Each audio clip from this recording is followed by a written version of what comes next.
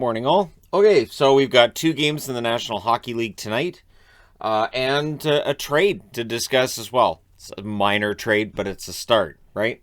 So we have two games tonight, both of them relatively early, 7 o'clock Eastern, 4 o'clock Pacific. It's the start time between Edmonton and Toronto. This is the big moneymaker for Sportsnet, however. The 18-13-2 Oilers will be without McDavid or Barrie, and this is while they're on a losing streak. So it kind of becomes a bit of a trap game then, where Toronto could be forgiven for taking him a little bit lightly, looking at the lineup. But we'll see what happens, right? So for the Oilers, over their last 10, they're 2-6-2. They lost their last game in regulation. December 14th, these teams met, and Toronto won that one 5-1. So this is the second and final meeting. So we will not get Connor McDavid against Austin Matthews. On the Toronto side of things, too, this is Hyman's return to Toronto. So that's one thing to look forward to in this. So 18-13-2 for the Oilers. They've got to start turning things around. On the Toronto side, they're 21-8-2. Matthews looks like it's going to be in the lineup. They're 7-2-1 in their last 10. They've won 3 in a row. So there you go. Toronto Maple Leafs, Edmonton Oilers. And then at 7:30 Eastern, 4:30 Pacific, the St. Louis Blues will be in against the Pittsburgh Penguins. The Penguins on an 8-game winning streak, and I'm saying, you know what? St. Louis is playing well. I'll guess St. Louis beats the Penguins and ends the winning streak. So the Penguins are 18-8-5, St. Louis 19-9-5. Their records are very close to one another. St. Louis 7-1-2 in their last 10. They've won 2 in a row. On the Pittsburgh side of things, over their last 10, they are 8-1-1. They have won 8 in a row. They're looking to make it 9. Jari and Kapanen are returning for Pittsburgh tonight, and yet I think it's DeSmith that's the starter tonight. Malkin is close, but Malkin's not going to play in this game tonight. So he is close enough that they consider him day-to-day. Just this is not the return. So we'll see when that happens. But the Penguins then make news this morning as well. They pick up Alex Nylander from the Chicago Blackhawks in exchange for Sam Lafferty.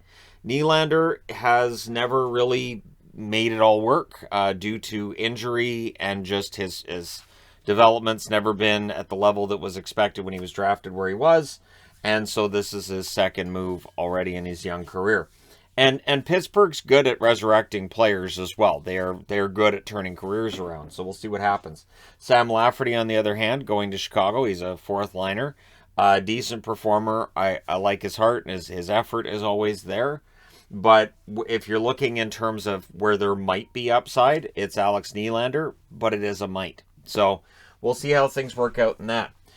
With the measures going on in Ontario, the OHL has come out and they have said they're vowing to finish the season. There's no news on how long these measures are necessarily going to be in place in Ontario, but the OHL is vowing that they're going to finish things out. The one question mark we may have at some point is the Memorial Cup, but at this point that still looks like it's a go. And so the OHL, they're vowing to finish things out. Hope they do. Update on news from yesterday. Hischier, the concern about whether or not he had a broken foot, and turns out it's an ankle, and whether it was a break or a strain. It turns out on further evaluation, he's day to day. There's no word on whether or not he's playing in their next game. He may. He's going to rejoin the team, depending on the level of soreness he's dealing with. He may play tomorrow. So Amanda Stein reporting out on that. And so it's considered to be a day-to-day lower body injury, ankle. So not anywhere near as bad as it looked like it could have been. And so for Devils fans, there you go. Some good news. Now, the NHL, with all the games that have been delayed, they finally started rescheduling games. I think it's weird because I know when they were doing some rescheduling, I want to say a week ago, and all I kept thinking was, you've got these teams that have a long time off. You could move games around. The one caveat with that might be they have TV contracts to deal with. They also have the fact that there's fans in the buildings, and so if you reschedule certain games, you might make it so that fans who have tickets for that game in, say, March or April can't make it to that same game in January. So there's a lot more to consider than last year. Last year, the rescheduling was pretty easy without fans in attendance, right? So this year, it's a little bit different. So coming back to the Oilers, Dave Tippett threw his goaltender under the bus. Absolutely, 100%. And I know it's easy, right? It's easy to throw Koskinen under the bus, sure.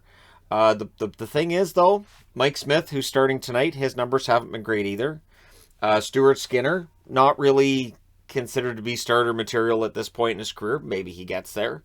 And then the other problem is that when I see the fans, the media, and everybody saying, "Oh, Koskinen, it's all on Koskinen." I get it. That's the easy answer, and I'm not saying he's played great. But when he points out and he said basically like he thinks that in the last 6 games he started, they've had like 7 goals, and he said I can't score goals. So Koskinen's right. This is not a situation in Edmonton where you can just point at the goalie and go, well, see, if we had Patrick Waugh in his prime, we wouldn't be having this problem. Well, yeah, but the reality is that they're just going to have to find a way around it. Darcy Kemper has had a pretty poor start for Colorado. Now things have started to turn around, but Colorado, despite having goaltending problems, managed to just go out there and score 6-7 goals a night just to be able to overcome it. Washington's shown that they can score to overcome a bad night for a goaltender. Carolina's shown that. Toronto has shown that as well for Jack Campbell. Vegas has done it for years. Our goaltender isn't, Marc-Andre Fleury. Oh, we're down to Oscar Dansk. Well, we're going to have to score probably 5 tonight. And they went out and they got it done. So when I hear the goaltender, that's fine. But it's letting the other players off the hook. So I get what Koskinen's saying. And he's not saying I'm playing great. He's just like, all these attacks on me kind of suck. And yeah. Also on the Dave Tippett front, Tippett's aware that there's fans that want to see him fired, and he's like, it is what it is.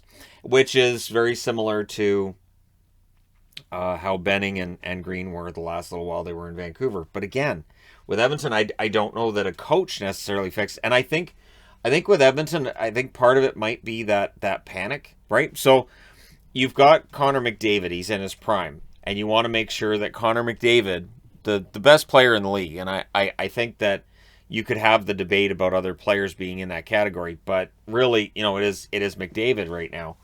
The biggest fear would be Connor McDavid after a rough year for Edmonton. They fall out of the playoffs, saying, "Yeah, so I don't want to do this anymore. I don't want to be here anymore." So the idea that trying to find that magic bullet that's going to fix everything, trying to find that one part of the team that's just going to make everything better, I get it, but I don't think it's that simple.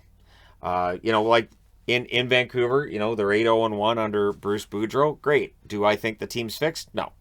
I think there's still things with Vancouver that they're going to need to work on, and I think Jim Rutherford knows that too. It's something that definitely helped. You get that bounce after Boudreau takes over. Eventually, that wears off. For Edmonton, if they fired Dave Tippett, well, who do you bring in, right? So Tippett's in his 3rd year. Who do you bring in? How do you make that work? Okay, so you want to get rid of Koskinen. Okay, so who do you bring in? It's something that I always said on message boards when the whole debate about which player needs to go and who needs to be traded. I would say, okay, so what's your plan? Please show your work. So you have this idea of what's wrong with the team. Great. Who do you? So okay, they need a goaltender. Who did they go out and get right now? Because there aren't a lot of really prime starting goaltenders out there who are necessarily available. And that's when people will bring up like, oh, well, what about John Gibson out of Anaheim? That kind of thing. And it's like, no, not available. So you need to find somebody who's available, who can be the starter. I would expect rumors of Korpisalo for Koskinen to start up again. I don't think Korpisalo would be an upgrade on Koskinen. I'm just throwing that out there. I think Korpisalo's had his challenges the last few years as well. But we'll see what happens. Let me know your thoughts, though. How would you fix Edmonton? Show your work. Sure, why not? Let me know your thoughts in the comment section below. As always, don't forget to hit like and subscribe. If you're browsing your way through, you just happened upon this video. Thank you guys so much for watching, for all your support. I will talk to you again soon.